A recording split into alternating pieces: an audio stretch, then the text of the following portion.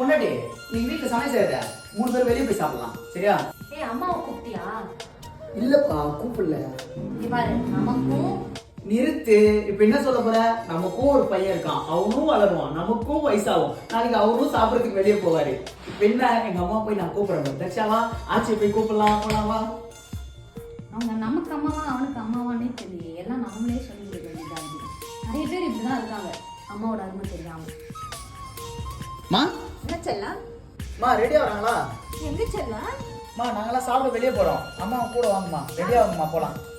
எல்லாரும் போலாமா?